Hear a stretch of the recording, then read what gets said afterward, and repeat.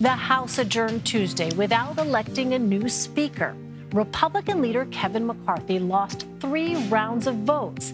It marks the first time in 100 years. The vote went to multiple ballots, and without a speaker, none of the new members can be sworn in.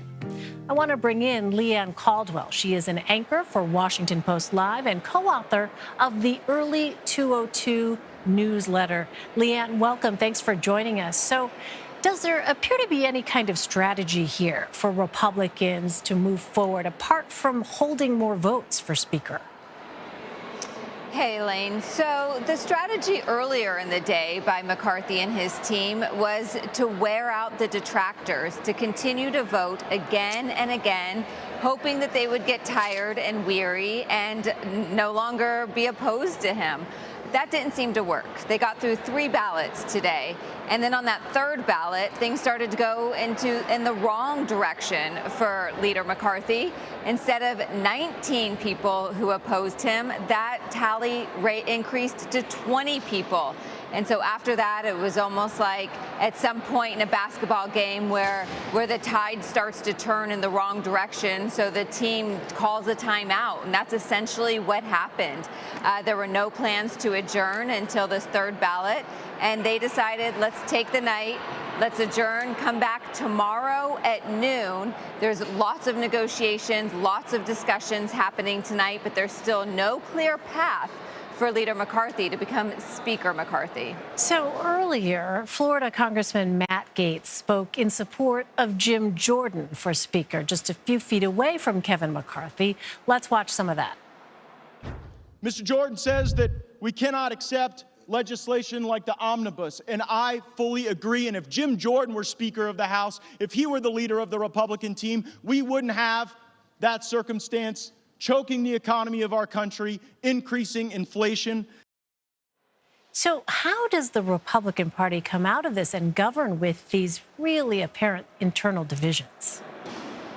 It's a great question, and ultimately that's the underlying question. Of course, the fight happening right now is about the speaker. Who is the person to lead the party? But once they decide who a speaker is, these internal battles within the Republican Party are not going to go away, because there are different ideologies and beliefs on how to move forward and how to govern. There's a faction of the Republican Party that is being manifested right now in these 19 and 20 members who are opposing Leader McCarthy, who don't want to govern. They want to cut government funding. They do not believe in passing in government funding bills. And there's going to be a big discussion in months ahead about lifting the debt limit. That's America being able to pay off its credit card bills, something that they are adamantly opposed to. Well, if that doesn't happen, the country's going to default.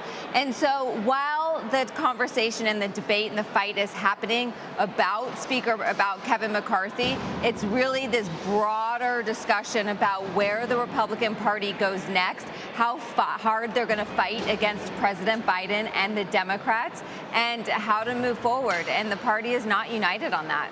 So meantime, Democrats, of course, are watching all of this closely. House Democratic leader Hakeem Jeffries spoke earlier about the lack of consensus among Republicans. Let's play some of that. Because the Republican conference has apparently been taken over by extreme MAGA Republicans, and to the extent there are reasonable individuals on the other side of the aisle, they have no way out. So, Leanne, I think I can guess, but how might Democratic leadership be feeling as they head into this new session of Congress with the majority party in such disarray? So it was a pretty stark contrast being in the House chamber today. The Republican side of the chamber was tense. You could tell people were frustrated and aggravated. The Democratic side, they were elated. There were multiple standing ovations for Hakeem Jeffries. People were cheering. They were in such good spirits because For the first time in a couple of years, it is Republicans who are not united, Republicans who are in disarray, Republicans who are fighting. Democrats, it's always easier to be united in the minority, and they are definitely that. And I am told by sources that they have no plans on helping Republicans out of this jam. They are going to continue to vote for who they want their speaker to be, Hakeem Jeffries, who of course will not be speaker, but will give no way to help Kevin McCarthy or Republicans find a speaker. And Leanne, just give us a bit of context here, because speakers from both parties have certainly had their critics through the years, but there has not been a situation like this where you've had multiple ballots taking place here. That situation hasn't happened in 100 years. What is so unique about this particular Congress?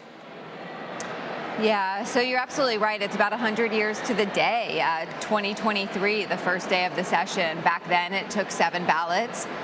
There was other contentious times before as well. One, the record is 133 ballots in a couple months to find a speaker. Kevin McCarthy today said that he is perfectly happy to beat that record, meaning that he is willing to stay and not back down for as long as it takes. The difference of what's happening now, as in the past few decades where this didn't happen, is a couple things. There's a slim majority. There's only a 5-seat margin for Republicans. He can only lose actually 4 members. But also, the Republican Party is at an inflection point right now. You're coming out of this really tumultuous time with President Donald Trump, where some in the party want to continue going down that path. You also have the remnants of the 2010-2012 era of the Tea Party, of the fiscal conservatives that are really starting to rise again, and that's where a lot of these far-right members are. And then you have some of these more moderate, pragmatic members who, while they want to move forward with conservative values, they also believe in the institution and they believe in a functioning government. And that's not where all Republicans are right now. And so this is an internal battle about what the face and what the future of the Republican Party is going to be, Elaine. Yeah, I imagine some pretty intense discussions taking place overnight. Leanne Caldwell, Leanne, thanks so much for your time and insight. We appreciate it. Of course.